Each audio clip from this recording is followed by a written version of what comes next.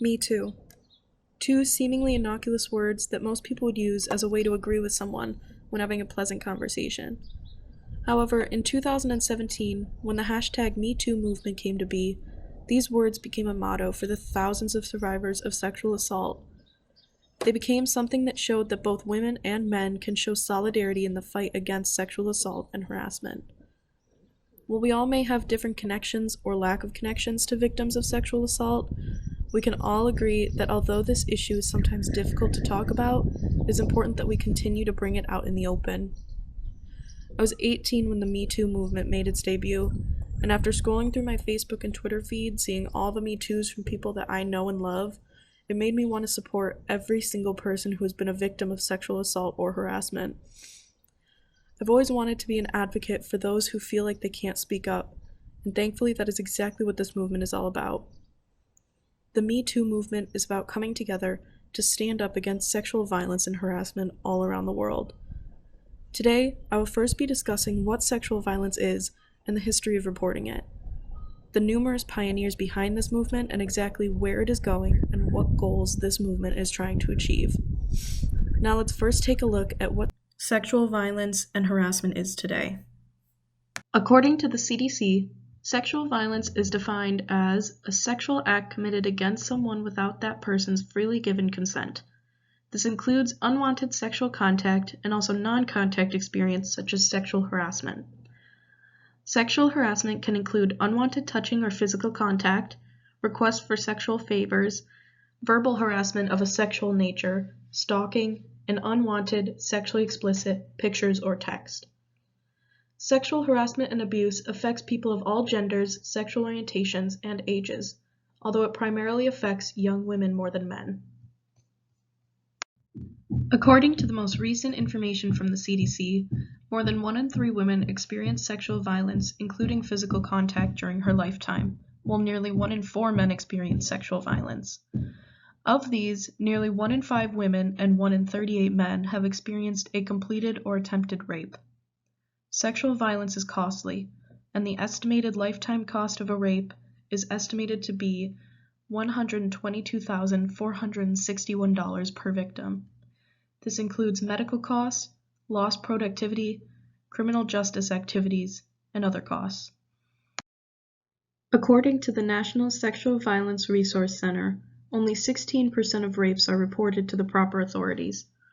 From a study that they cited, they found that of those that did not report their harassment or assault, 43% thought that nothing could be done, 27% felt that it was a private matter, 12% were afraid of police and police response, and another 12% felt that it was not important enough to report.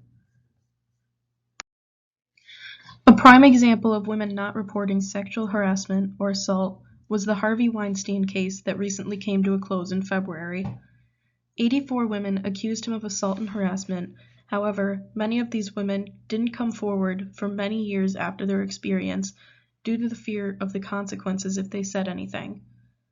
Harvey Weinstein was a major figurehead in the film industry, and for many of these women he was either their boss or someone that held quite a lot of power over them. Now that I've discussed what sexual violence is, the statistics surrounding the incidence of sexual abuse and harassment, and reporting it, let's move on to who started this movement and the history behind it. The history of the Me Too movement. In 2006, Tarana Burke, a social activist and community organizer from the Bronx, began using the phrase Me Too on her MySpace page in order to promote empowerment through empathy among women of color who have been sexually assaulted. She told Time magazine that she was inspired to use this phrase after being unable to respond to a 13-year-old girl who told her that she had been sexually assaulted. Burke said that she later wished that she had simply told the girl, Me Too. In 2017, the hashtag #MeToo went viral when Alyssa Milano, an actress, tweeted, "If you have been sexually harassed or assaulted, write Me Too as a reply to this tweet." Within the first 24 hours, she received 30,000 retweets and thousands of comments from women of all backgrounds, including several celebrities. The day after making her tweet, she then posted, quote, "I was just made aware of an earlier hashtag #MeToo movement, and the origin story is equal parts heartbreaking and inspiring," giving credit to Burke for creating the phrase. Time magazine named their Person of the Year for 2017 the Silence Breakers, women and men who have come forward and have spoken out about their experience with sexual assault and harassment. They featured 6 women on their cover, each from a very different background. These women included Taylor Swift, a singer-songwriter, Ashley Judd, an actress, Susan Fowler, an author and an engineer for Uber, Amanda Iwu, a corporate lobbyist, Isabel Pacuel, a strawberry picker in California, and finally an unnamed hospital worker that decided to remain anonymous. They kept her arm on the cover of Time to represent the hundreds of thousands of women who are not yet ready to come forward. Another silence breaker mentioned in Time's article was actor Terry Crews, who had spoken out about being assaulted by his agent. When people questioned why, as a strong man, he didn't do anything about it, he is quoted asking a very important question when it comes to sexual assault. Quote, "Why are you questioning the victim here? Let's flip it. Let's talk about what the predator is doing." For the most part, the response to the #MeToo movement was celebratory. Women felt heard and it encouraged more showings of solidarity for victims of sexual violence.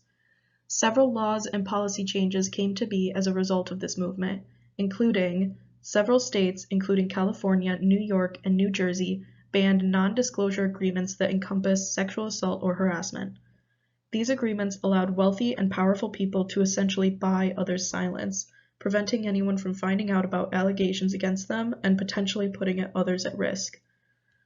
New York expanded its sexual harassment law to cover independent contractors and small business owners that previously didn't have any protection against harassment allegations. Congress has reformed some of its process for staffers reporting sexual harassment. They passed a law that eliminated a mandatory 3-month waiting period for people reporting misconduct, during which the survivor would have to go through counseling and mediation before filing a lawsuit. Many survivors are receiving financial restitution. A notable case was the Michigan State University paying out a $500 million settlement for failing to respond to several athletes coming forward about sexual harassment. This is considered the highest paying settlement for a sexual violence case. There was, of course, negative backlash to the Me Too movement. Donald Trump has openly mocked the movement at several of his rallies, joking about how, quote, "It's a very scary time for young men in America." A survey of business owners was completed by the Harvard Business Review. According to this information, 16% of men say that they would be more reluctant to hire women, and 41% of men think that men will be more reluctant to have one-on-one meetings with women in a professional setting.